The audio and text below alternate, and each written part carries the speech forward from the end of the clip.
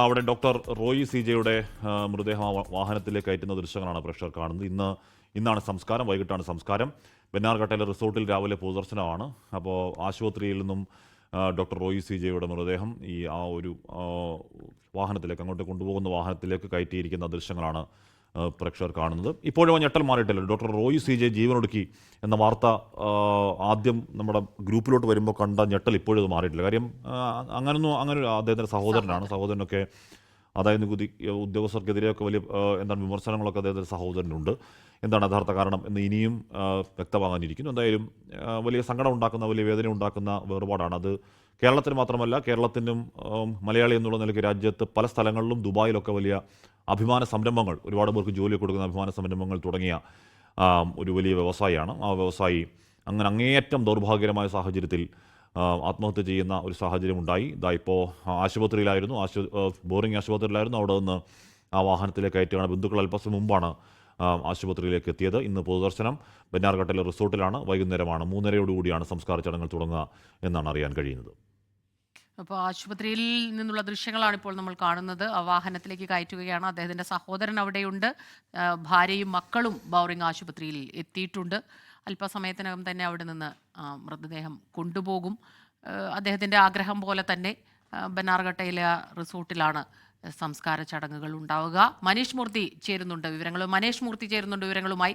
മനീഷ്, വൈകാരികമായ രംഗങ്ങൾക്ക് സാക്ഷ്യം വഹിക്കുകയാണ് ഇപ്പോൾ. ആശുപത്രിയുടെ മുന്നിൽ നിന്ന് നമ്മൾ കാണാം. അദ്ദേഹത്തിൻ്റെ ഒരുപാട് സുഹൃത്തുക്കളുള്ള ഒരാളാണ്.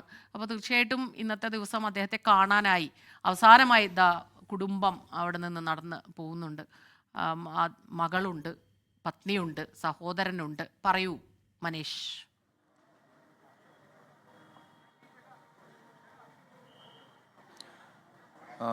സ്മിത, ഹാഷ്മി, തീർച്ചയായും ഒരു വളരെ വൈകാരികമായ രംഗങ്ങൾ തന്നെയാണ്. പ്രധാനപ്പെട്ട കാര്യം, അദ്ദേഹത്തിനൊപ്പം ഉണ്ടായിരുന്ന ജീവനക്കാർക്കോ അല്ലെങ്കിൽ അദ്ദേഹത്തിൻ്റെ സുഹൃത്തുക്കൾക്കോ ഒന്നും തന്നെ വിശ്വസിക്കാൻ കഴിഞ്ഞിട്ടില്ല ഇപ്പോഴും അദ്ദേഹത്തിൻ്റെ മരണം. അപ്പോൾ പിന്നെ ബന്ധുക്കൾ അല്ലെങ്കിൽ ഭാര്യയും മക്കളും ഒക്കെ അത് ഏതർത്ഥത്തിലാണ് താങ്ങുക എന്നുള്ളതൊക്കെ ഒരു വലിയ പ്രശ്നം തന്നെയാണ്. എന്തായാലും ഇപ്പോൾ അവസാനമായി ഇവിടെ വന്ന് മൃതദേഹം ഇപ്പോൾ വാഹനത്തിലേക്ക് കയറ്റി ഇനിയിപ്പോൾ വളരെ വേഗത്തിൽ തന്നെ ബെന്നാർഘട്ടയിലേക്ക് കൊണ്ടുപോകും എന്നുള്ളതാണ്.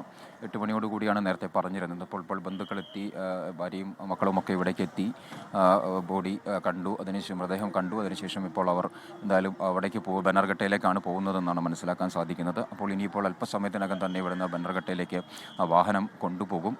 മാത്രമല്ല, ഇനിയിപ്പോൾ അവിടെ എത്തി ബെന്നാർഘട്ടയിലാണ് മറ്റ് പൊതുദർശനം ഉൾപ്പെടെയുള്ള കാര്യങ്ങൾ. അദ്ദേഹത്തിൻ്റെ റിസോർട്ടാണ്, ഡോക്ടർ റോയ് സി ജെയുടെ റിസോർട്ടാണ് ബെന്നാർഘട്ടയിലേത്. അവിടെയാണ് പൊതുദർശനം ഉണ്ടാവുക. ഉച്ചവരെ അവിടെ പൊതുദർശനം ഉണ്ടാകും. അതിനുശേഷം ഉച്ചയ്ക്ക് ശേഷമായിരിക്കും അവിടെ തന്നെയുള്ള അടുത്തുള്ള ഒരു പള്ളിയിലാണ് സംസ്കാര ചടങ്ങുകൾ അല്ലെങ്കിൽ ആചാരപരമായ ചടങ്ങുകൾ നടക്കുക. അവിടെയാണ്. അതിനുശേഷമാണ് എന്തായാലും തിരിച്ച് ഈ പറഞ്ഞ റിസോർട്ടിലേക്ക് തന്നെ മൃതദേഹം കൊണ്ടുവരും. അവിടെയാണ് സംസ്കരിക്കുക. അദ്ദേഹത്തിൻ്റെ അന്ത്യവിശ്രമം അവിടെ ആയിരിക്കണം എന്നുള്ളൊരു കാര്യം, എന്നൊരാഗ്രഹം അദ്ദേഹം പറഞ്ഞിരുന്നു എന്നുള്ളതാണ് നമുക്ക് മനസ്സിലാക്കാൻ സാധിക്കുന്നത്. അപ്പോൾ അതിൻ്റെ അടിസ്ഥാനത്തിലാണ് എന്തായാലും ആ ഒരു രീതിയിലുള്ള ക്രമീകരണങ്ങളെല്ലാം തന്നെ ഏർപ്പെടുത്തിയിരിക്കുന്നത്. മറ്റൊരു പ്രധാനപ്പെട്ട കാര്യം, ധാരാളം ആളുകൾ അദ്ദേഹത്തെ അവസാനമായി ഒരു നോക്ക് കാണാൻ ഈ റിസോർട്ടിലേക്ക് എത്തും എന്നുള്ളതാണ് നമുക്ക് മനസ്സിലാക്കുന്നത്. കാരണം നമ്മളിവിടെ വന്ന സമയത്തൊക്കെ ഒരുപാട് മലയാളികൾ അദ്ദേഹത്തിന് വേണ്ടി കാണാനായി നാട്ടിൽ നിന്നൊക്കെ വന്നിരുന്നു.